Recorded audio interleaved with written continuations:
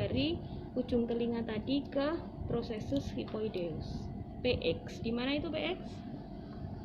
Coba pegang PX-nya masing-masing. Iya. Ya. Jadi pertemuan dua diafragma. Diafragma kan gini toh. Nah, di PX itu ini. Jadi kalau ujian itu sering ada yang dari sini ke sini, dari sini ke sini, gitu. Saya juga pusing ya. Bahkan ada yang dari sini ke sini, udah habis itu ngukur lagi dari sini ke sini. Akhirnya dikasih tanda di sini. Gitu. Saya juga pusing itu dapatnya dari mana gitu ya. Yang paling lucu itu gini, dari hidung ke telinga, ukur lagi dari telinga ke PX. Tapi mulainya dari ujung lagi. Nah, gunanya ini tadi apa gitu ya. Saya sampai gregetan itu kalau nguji. Kok bisa kayak gitu, logikanya berpikir gimana? Saya juga apa saking groginya atau apa gitu ya. Jadi dari hidung ke telinga, terus dilanjutkan sini ke sini. Jadi gini jaraknya. Ya, gitu. Oke, jelas untuk pengukuran. Hampir semua salah loh, Mas Mayan. Saya sampai pusing ya. Saat saya ngajarin itu kemana gitu ya. Jelas ya, saya ulangi ya, dari ujung hidung ke telinga, habis itu ini dipegang lanjut. Ya, jadi tidak mulai dari sini lagi. Oke, jadi dari hidung ke telinga, terus kemudian dari hidung ke telinga, terus kemudian lanjut dari telinga ke prosesus hypoideus atau PX. Kalau sudah ini jarak apa tandanya ini, itu kita kasih tanda. Pakai yang kecil ini, saya kasih tanda seperti ini. Nah, harusnya nanti pas masukin selang itu harus sampai sini, harus masuk semua sampai sini. Jadi gini. Ya, cuman kalau pakai ini karena ini sebenarnya alat peraga anatomi bukan Phantom NGT, nanti paling macetnya saat ini wis macet ya.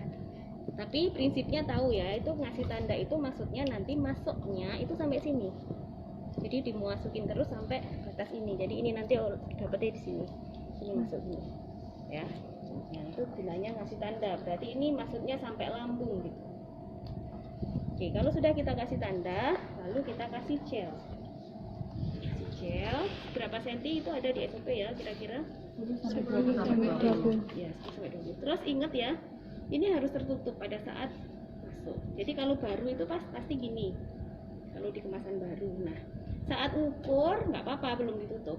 Cuman pada saat memasukkan itu harus ditutup. Ya, tujuannya biar nggak ada tekanan udara yang masuk. Ya. Terus kita kasih gel sesuai aturan itu. Ya, jadi gini. Berapa tadi? 10 sampai 20 sampai 20. Nah, seginilah kira-kira ya. Dibuang di bengkok. Kemudian sudah. Terus kita memasukkannya itu nanya dulu. Jadi kan ada dua lubang hidung nih, dimasukkan lubang hidung yang sana atau yang ke sini, itu kita tanya dulu, Pak, sebelum saya masukkan, coba Bapak bernafas dengan satu lubang hidung. Coba satu lubang hidungnya ditutup pakai tangan, Pak. Terus kemudian sudah, sekarang ganti lubang hidung yang sebelahnya ditutup, ganti pakai lubang yang sebelahnya. Nah, dari dua tadi, Bapak lebih enak bernafas pakai lubang hidung yang mana? Yang sebelah kanan atau sebelah kiri? Nah, kalau orangnya sudah merasakan enak yang sebelah kanan gitu ya, enak yang sebelah kanan bernafasnya, berarti kita pasang di sebelah kiri. Ya, kalau enak sebelah kiri kita pasang sebelah kanan. Nah, setelah itu berarti kalau orangnya bilang misalkan enak di sebelah kiri bernafasnya, oke, kalau gitu saya masukkan ke lubang sebelah kanan ya Pak untuk selangnya ini. Tuh, kalau misalkan orangnya nggak sadar, kalau sadar ya bisa merasakan. Kalau nggak sadar gimana? Lubang yang besar. Lubang yang mungkin iya cara bedakan lubang hidung yang besar. Yang kiri kan lebih besar. Oh, kiri apa kanan, Dok? Lubang hidung temennya dilihat Kan ya. Jadi kalau misalkan orang yang nggak sadar dan kita bingung yang mana, kita bisa lihat itu tadi sih ya, dicoloki, dipakai center penlet itu. Nah, kira-kira yang lebih longgar yang mana? Yang lebih nggak ada hambatan. Jadi terus kemudian kita pasang di situ. Nah, jadi umumnya kan secara logika pasti enaknya nafas di Kiri ya, kiri Iya, apa kanan? kiri. Kan ya, karena dekat jantung ya. Nah, jadi Pak pasang yang kanan. Atau kiri apa kebalik? Mana?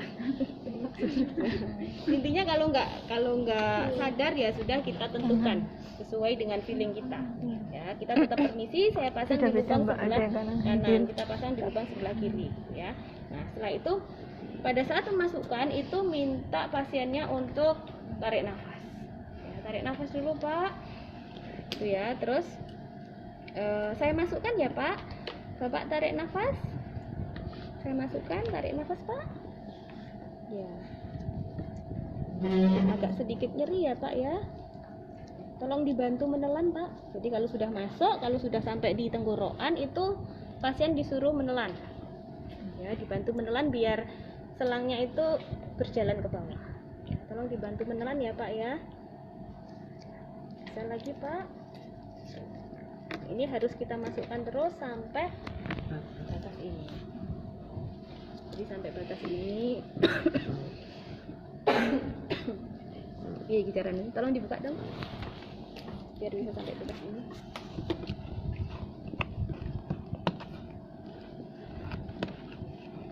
Nanti kalau ujian karena pentemnya punyanya juga ini ya dibilangkan aja. Jadi dimasukkan sampai batas ini, ngomong gitu ya. Tapi misalkan kalian hanya bisa sampai segini, ya nggak apa-apa. Tapi diomongkan bahwa ini harus dimasukkan sampai batas ini, itu ya. Nah, terus dinginnya, apa? Tutup lagi.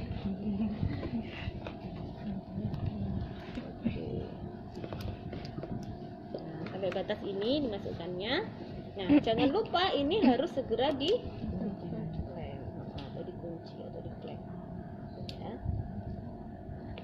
Selanjutnya kita cek ya, kita cek apakah ini sudah benar masuk. Jadi jangan difiksasi dulu, tapi kita cek apakah ini benar masuk lambung atau enggak ya. Ngeceknya ada 3 cara. Yang pertama, kita masukkan ke dalam air. Kalau dia muncul gelembung berarti benar lambung atau enggak? Salah, berarti dia kemungkinan masuknya di paru-paru ya. Kalau seperti itu muncul gelembung, kita harus lepas lagi ya. Kalau misalkan tidak muncul gelembung, nah ini benar di lambung. Nah, cek yang kedua adalah kita ambil fluid. Nah, kita ambil udara 10 lah kira-kira ya. Nggak ada aturan, tapi di SOP ada atau enggak? Sebenarnya menurut saya nggak ada aturan ya, kira-kira aja ya sekitar 10. Kalau di SOP ada aturannya ya 10 sampai 20. Ya 10 sampai 20. Mungkin 10 aja nggak apa-apa, sudah cukup terdengar lah ya. 20 kok kakean orangnya kembung ya. Ya 10. Ini makanya disiapkan ininya gunanya ini. Ini ditaruh di lambung. Ayo, lambung kanan atau kiri? Kiri atas. Nah, itu nggak semua tahu loh. Beneran. Pas ujian, dia taruh di sini. Saya tanya, itu taruh di mana? Di lambung. Lambung mana? Aku bingung. Coba tunjukin lambungmu. Di mana? Di perut bagian mana? Itu udah bingung. Megang kanan, megang bawah, megang. Nah, gitu ya. Jadi harus tahu anatominya. Jadi di sebelah kiri atas. Di sini ya. Nah, ini ditaruh di lambung intinya. Nah, kemungkinan karena pas ujian itu yang ngajarin naruh di sini karena nggak ada perutnya ini ya. Nah, akhirnya dia berpikir lambungnya di sini. Gitu ya. Jadi ini bilang aja ini ditaruh di bagian lambung, di perut kiri atas. Tuh ya, harusnya kan di sini. Nah, kan nggak ada, nggak punya perut dia. Akhirnya taruh sini. Nah, jadi gini, terus kemudian langsung diginiin. Loop. Bukan pelan-pelan kayak kamu injeksi enggak. Tapi tujuannya apa? Ingin mendengarkan. Kalau dia benar masuk lambung, pada saat dia akan bunyi bluk karena ada udara yang banyak langsung masuk sekaligus. Jadi bukan pelan-pelan, pelan-pelan gini ya nggak terdengar. Ya, jadi langsung di bluk. Ya. Kalau sudah benar masuk lambung, ada satu lagi yang kita cek. Yang ketiga adalah pakai ini aja langsung bisa ya. Ini jadi satu aja cukup. Satu aja cukup. Satu aja. Jadi yang ketiga itu, dan nggak usah buka nutup ya, jadi langsung dicek yang ketiga untuk memastikan bahwa ini beneran masuk lambung. Kita aspirasi atau disedot. Kalau dia keluar cairan, ya berarti ini benar masuk lambung. Nggak mungkin paru-paru, kecuali paru-parunya lagi sakit pneumonia atau apa, ada cairannya ya. Nah, jadi kalau keluar cairan ini masuk lambung. Nah, untuk secara teori untuk memastikan, ya kan, kalau misalkan paru ini masuk paru-paru, pas paru-parunya misalkan kena efusi pleura atau kena bronko pneumonia itu kan ada sekretnya ya di paru-paru, bisa aja pada saat kita aspirasi keluar cairan tapi ternyata di paru-paru. Nah, untuk memastikannya adalah dengan menggunakan kertas apa? Lakmus. Nah, ini nggak ada sih kertas lakmusnya, nggak punya ya.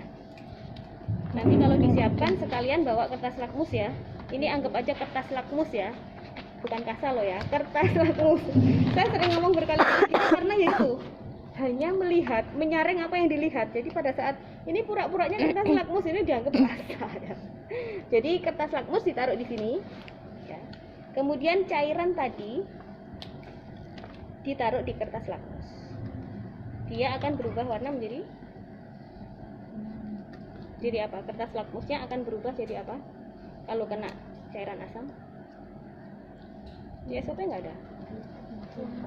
Biru atau merah? Merah atau biru? Biru. Jadi biru bener ya? Saya takut kebalik.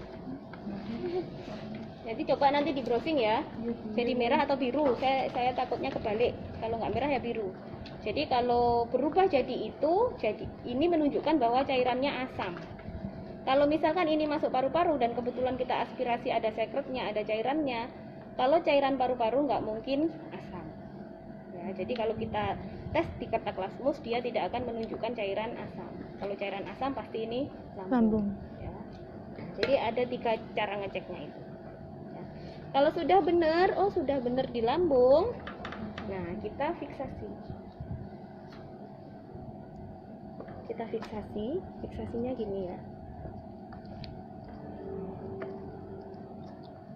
Sing panjang dulu deh, panjang dulu. Woi, ini nanti kalau ujian harus pakai yang benar-benar pas ya sarung tangannya. Kalau enggak nanti kalian pusing. Bisa dibantu pakai pinset. Ini bentuknya kupu-kupu gini. Jadi gini.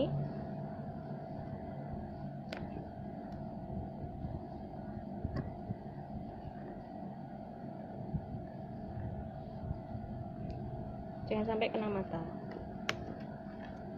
Intinya bentuknya dibuat kupu-kupu. Ada yang gini, ben lebih kuat. Itu ada yang gini, diupetkan dulu. Nah, baru dibawa ke sini. Yang ini diupetkan juga, dibawa ke sana. Ini, aduh, Mbak, tolong Mbak, giniin. Yang ini lagi giniin, biar nggak lepas. Nah, jadi ini diupetkan ke sana. Nah, ini diupetkan ke sini. Harus rapi ya jadi perawat. Saya nggak hobi jadi perawat, makanya nggak rapi. Tapi intinya prinsipnya tahu ya. Jadi dia dibuat silang biar kuat gitu ya. Nah, kalau sudah kita ambil lagi untuk fiksasi di sini. Jadi ini kita gini, fiksasi di pipi.